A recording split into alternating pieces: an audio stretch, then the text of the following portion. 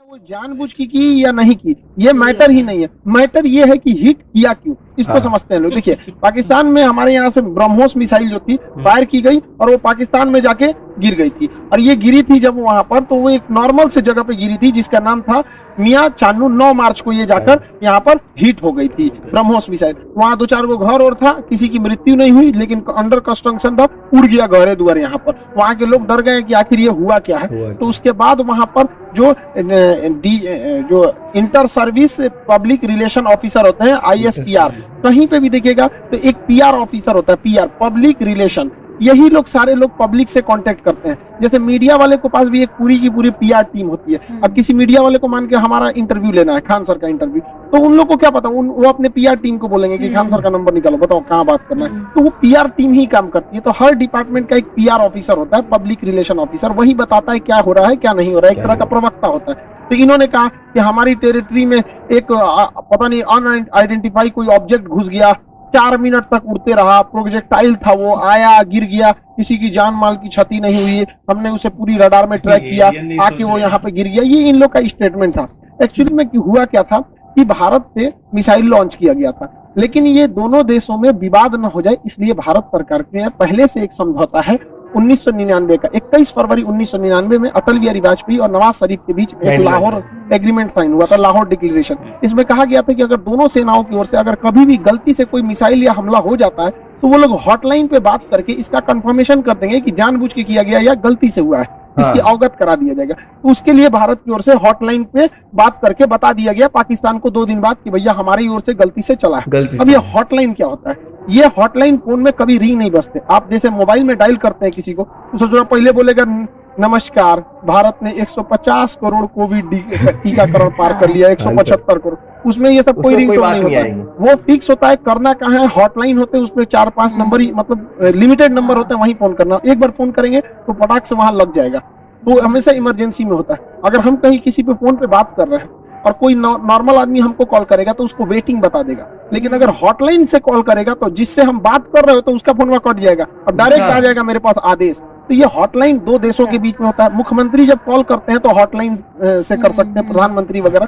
तो हॉटलाइन से भारत सरकार ने उन्हें बता दिया कि ऐसा ऐसा हुआ है। शुरुआत में ये मामला दब गया था, लेकिन पाकिस्तान के लोगों को लगा कि उनकी तो मेरी बेइज्जती हो गई, किसी ने आया पूरा बजा के चला गया, इसकी जांच होनी चाहिए। अब ये भाई साहब ये कर रहे हैं कि इसकी जांच कराएंगे हम, कैसे मिसाइल आया और ऐसे हमारे देश के अंदर घुस गया 124 किलोमीटर। अब ये मामला लेके जाएंगे यूएनओ में सिक्योरिटी काउंसिल में उठाएंगे, रूस से कहेंगे, चाइना से कहेंगे, इस्लामिक ऑर्गेनाइजेशन के देशों से कहेंगे। इन लोग का कहना है कि यूएनओ तक में ये मामला उठेगा कि आखिर ये मिसाइल आया क्यों। ये गधा पाकिस्तान उसी चाल में फंस गया जिसमें हम इसे फंसाना चाहते थे। हम ये चाहते थे कि पाकिस्तान इस पर बवाल करे और ये मामला इंटरनेशनल हो, लेकिन इन गधों के यहाँ पता नहीं कोई इंटरनेशनल रिलेशन पढ़ाता भी है कि नहीं, इन गधों को कुछ नहीं पता, ये हल्ला कर दिए हैं। एक्चुअल में ये मिस फायर नहीं था, ये डायरेक्ट फायर किया गया था जानबूझ के। हम आपको कुछ प्रूफ देते हैं, आप समझिए क्यों डायरेक्ट फायर किया गया था। यह मिसाइल जब उड़ती है हरियाणा से, तो यहाँ से लगभग हरियाणा पंजाब के बॉर्डर से 2 मिनट तक इंडिया में रहती है, फिर ये कर्व करके पाकिस्तान में जाती है, 4 मिनट तक ये पाकिस्तान में फ्लाई करती है।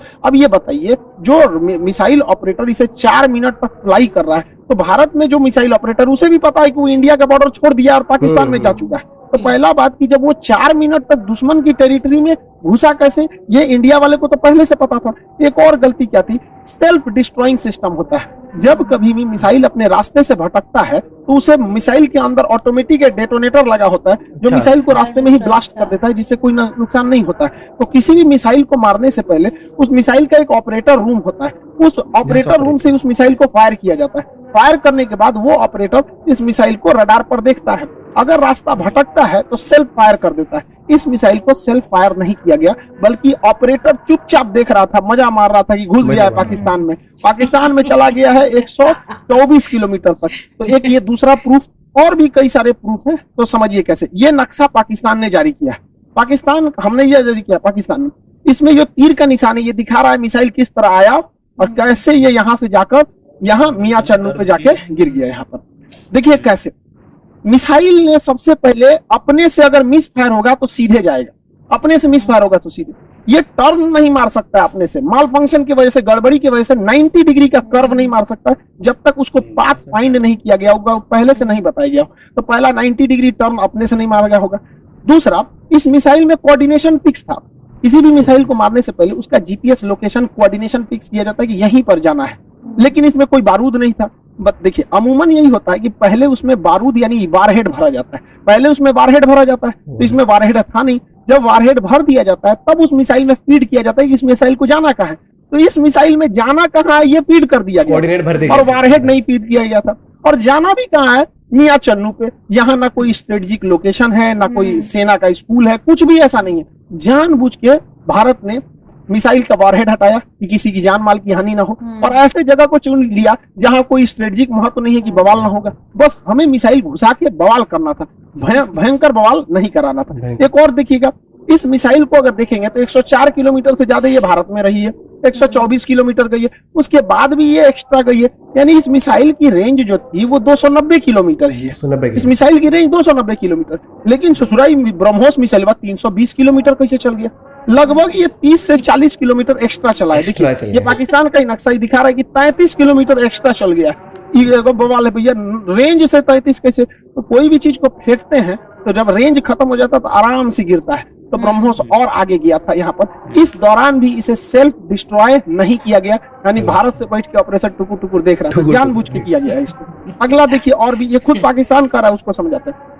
ये उनके ISPR है, inter service public relation, ISPR। समझ में आ गया? ISPR समझो थोड़ा नहीं पता है यहाँ पे। पहला इनका कहना है कि हम उस पर नजर बनाए हुए थे। देखिए इन निकम्मों को, इसके देश में 124 किलोमीटर कोई मिसाइल घुस गई, इसको ये लोग अपने रडार में बस नजर बनाए हुए थे। ये खुद कह रहा है कि हमने बस उसको ट्रैक किया, उसको 124 किलोमीटर, क्योंकि उस मिसाइल की रफ्तार इतनी ज्यादा थी, 3 मैक की थी, कि हम उसे मार के नहीं गिराए। जबकि जब भी कोई एयरफोर्स में कोई दूसरी देश का जहाज या कुछ भी हॉस्टाइल सिचुएशन में कोई चीज एंट्री करता है तो स्टैंडर्ड ऑफ प्रोसीजर SOP जो कहता है कि सबसे पहले उसको मार के गिराओ। इन लोगों ने मारा नहीं वहां पर। 124 किलोमीटर जब ये घुसा है तो कई बड़े शहरों के ऊपर से क्रॉस करके गुजरा है, कई हाई वैल्यू टारगेट को क्रॉस करके गुजरा है, क्या पता वहीं गिर जाता।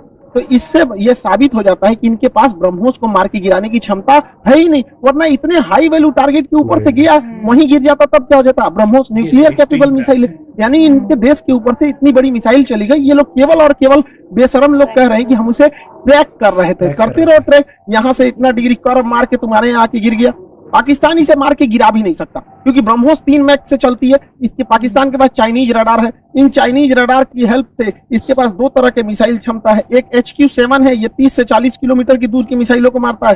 एक HQ-9 है, ये लगभग 150 किलोमीटर मार सकता है। ये दोनों चाइना का है, ये सबको पता नहीं चला कहाँ चल गया यहाँ पे, इन सब किसी काम का नहीं। अब इससे चाइना भी घुस आया है, क्योंकि उसका ऑर्डर दे रखा था। चाइना पूरी दुनिया को ऑर्डर दिया था कि भैया हमारा HQ-9 डिफेंस सिस्टम बहुत अच्छा है, ले लो। अब पूरी दुनिया ने उसको ऑर्डर कैंसिल कर दिया। इसे तोरा कोने काम का मिसाइल है, भारत का ब्रह्मोस घुस गया है वहां पर।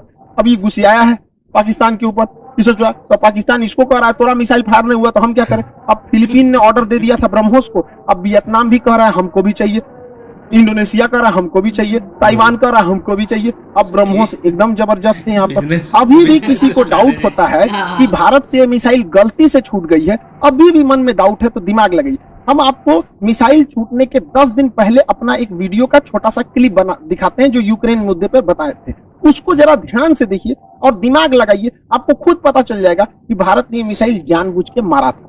इस दुविधा में हम लोग हैं कि अमेरिका का साथ दे कि रूस का साथ दे। इसके लिए सबसे अच्छा रास्ता क्या होता है समझिए। मान के चलिए हमारे 2 बहुत करीबी आदमी हैं, उन दोनों का ब्याह पड़ गया, तू कह रहा है कि हमरे ब्याह में आना, तू कह रहा है हमरे ब्याह में जाएगा, तो भैया हम एक में जाएंगे तो दूसरा से संबंध खराब हो जाएगा। एक काम करते हैं, कोई दिन हम अपने ब्याह कर लेते हैं, बातें खत्म हो जाएगा, भैया हम अपने ब्याह में दीजिए। इसी वजह से सबसे अच्छा तरीका है, ना हम रूस के फेवर में जाएंगे और ना ही हम अमेरिका के फेवर में जाएंगे। सबसे अच्छा तरीका है, मोदी जी को अपनी सेना को बोलिए कि गलवान घाटी में 2 किलोमीटर आगे घुस जाए।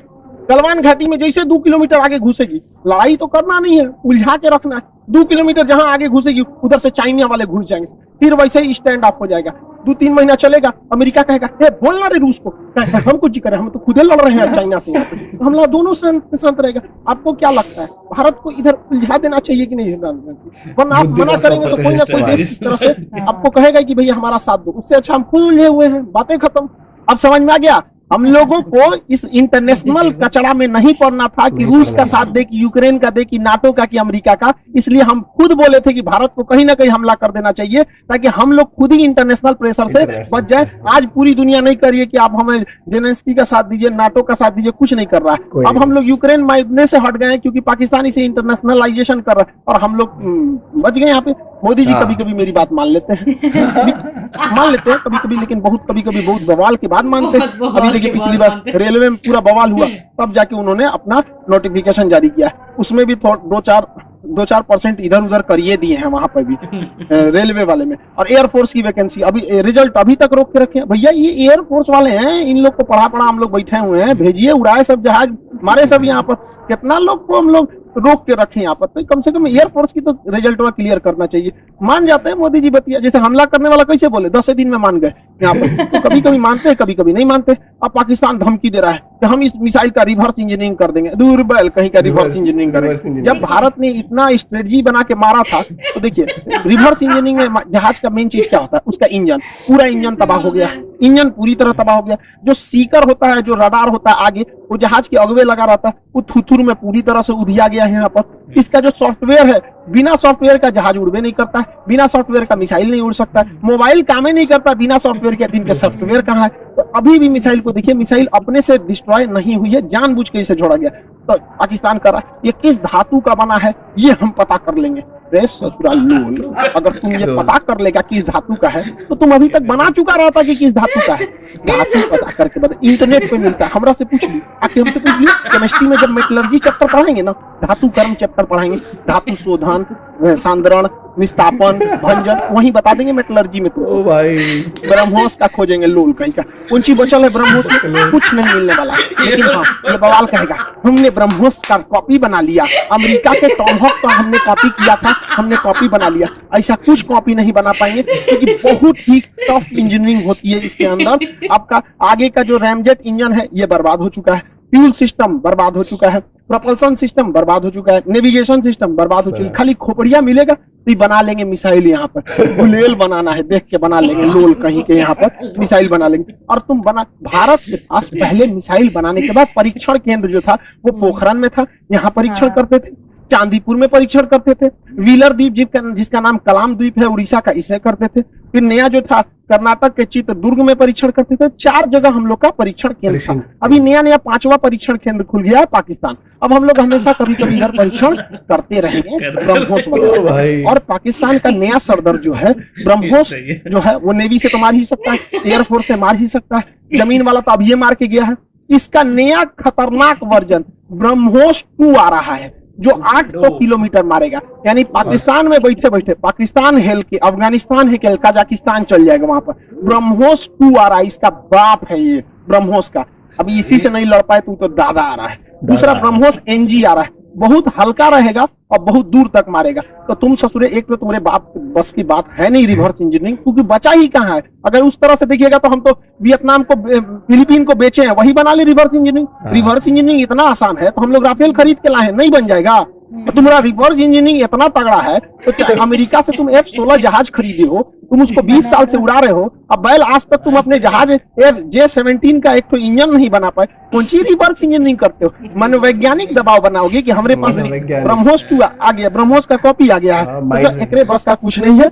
ये बस मेकअप करेगा, चौथे शादी की तैयारी करेगा। ये आंटी जी खाली छठा है, कोई बात नहीं, हम क्या करेंगे, बैल कहीं का, तुम सुधर जाओ, ऐसा कुछ नहीं होने वाला है यहाँ पर। इसलिए रिवर्स इंजीनियरिंग नहीं हो पाएगी। इसको 1 साल से हम समझा रहे हैं, नहीं समझ पा रहे हैं। इससे कोई रिवर्स इंजीनियरिंग नहीं होगी। अब आप समझ गए होंगे, भारत ने जानबूझ के मारा था यहाँ पर ब्रह्मोस, इसी बहाने ब्रह्मोस का सक्सेस भी हो गया, डिमांड भी बढ़ गया।